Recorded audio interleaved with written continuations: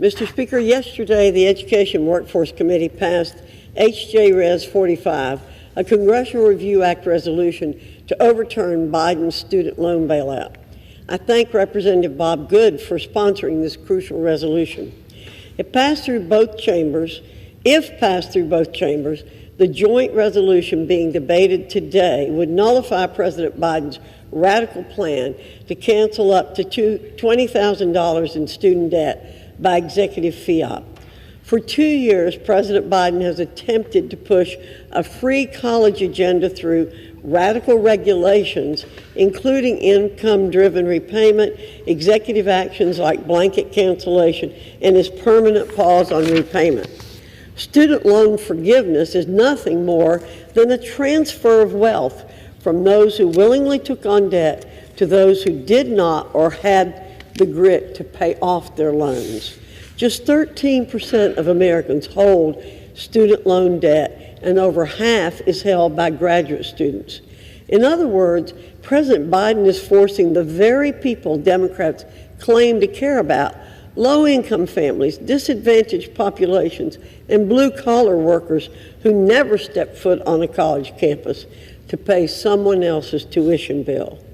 How much would it cost the American taxpayer? President Biden's student loan bailout alone will cost taxpayers an estimated $315 billion, according to the Congressional Budget Office.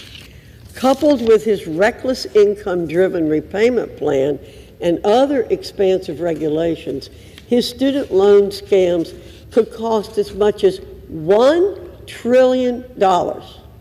In fact, at a cost exceeding $3,500 per taxpayer, the president's income-driven repayment plan and mass cancellation represent the most expensive executive actions in American history, period. These illegal actions also come at a time of rip-roaring inflation, as Democrats' reckless spending sprees push our economy to the precipice of recession. The president's debt transfer plan alone could increase inflation by as much as 27 basis points, making it even harder for families to put food on the table and gas in their car. Good afternoon, friends. This is serious news. There are 4 Social Security adjustments that may go into effect and impact your finances by next year. These adjustments have been proposed by our president and his administration in effort to save Social Security and help recipients. But with a recession looming, many say it is a very bad idea. My dearest friends, please make sure that you watch until the end of this video to hear about all of the details. Also, to say thank you for being part of this community and for joining me here every day. I will be announcing several winners for the Walmart gift card giveaway in a video later today. If you would like to enter these weekly giveaway, friends, all you have to do is click and like several of my videos and then comment below the keyword of each video that you watch. The more videos that you comment on, my friends, the greater your chances of winning the giveaways. As the Social Security Old Age and Survivors Insurance Trust Fund faces depletion by the year 2033, President Biden has suggested what some call a sweeping 4-point plan to bolster funds in the trust. The plan would also help fill the $22.4 trillion funding shortage shown in the 2023 Trustees Report. If the federal government cannot fix the shortage, it could result in benefit cuts of up to 24% for retirees beginning in 2033. While some of Biden's proposed changes will affect mostly high earners and company executives, those who have retirement savings plan exponentially higher than the average American, some will affect middle class and lower income wage earners. Analysts have noted that it would especially affect those who may rely on Social Security benefits in the near future. Currently, any earned income below $160,200 is subject to a 12.4% payroll tax. Earnings exceeding that amount are not subject to OASI taxes. Biden plans to tax earned income above $400,000, leaving wages above $160,200 and up to $400 untaxed. Each year, Social Security benefits are assessed based on inflation and adjusted through cost of living allowance. Currently, the administration uses a CPIW to calculate the COLA, but this number does not necessarily reflect the lifestyle and expenses of retired individuals. So by shifting COLA calculations to figures tied to the Consumer Price Index for the elderly, it will not solve the problem of Social Security running out of money, but it could put more money into the pockets of retired Americans who need it the most. The primary insurance amount is a figure indicating how much money you will receive in Social Security benefits, depending on the age you begin claiming benefits and your average index monthly earnings. Increasing the primary insurance amount for Americans aged 78 to 82 years old would help those who experience rising expenses, such as health care, later in life. Low-wage earners receive a special minimum benefit regardless of how much they made while they worked. In 2023, a lifetime low-earning worker would receive just $12,402 per year in Social Security benefits, or $1,033 per month.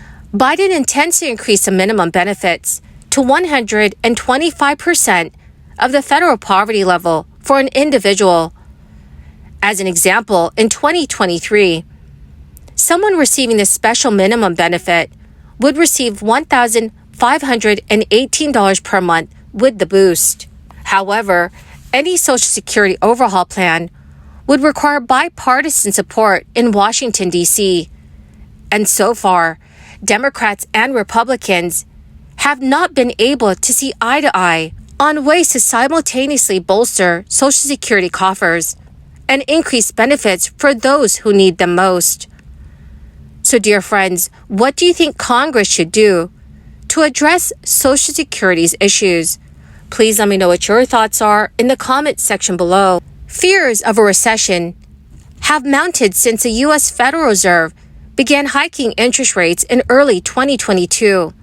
According to David Rosenberg, a former chief economist at Merrill Lynch, although the latest gross domestic product figures indicated growth, a recession could be imminent.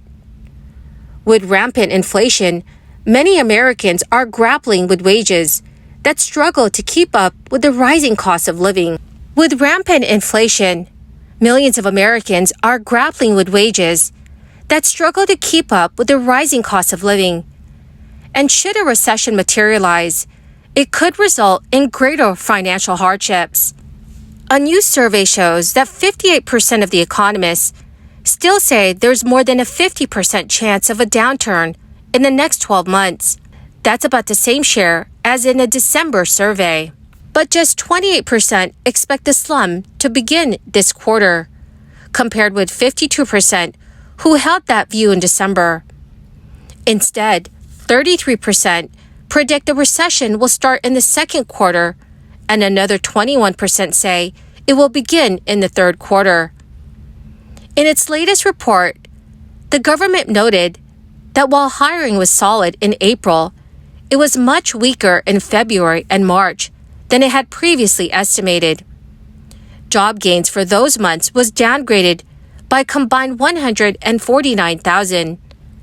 And hourly wages rose last month at the fastest pace since July, which may alarm the experts at the Federal Reserve. Well, my marvelous and most magnificent friends, that is the end of my daily stimulus update video for this Friday afternoon. Thank you so much, friends, for being here and for being part of this community. To say thank you and to show my appreciation, I will be announcing several winners for the Walmart gift card giveaway in a video later today.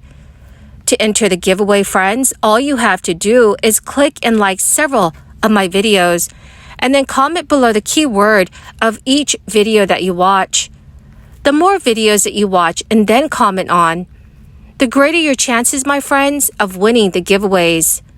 Thank you and have a wonderful and very blessed Friday.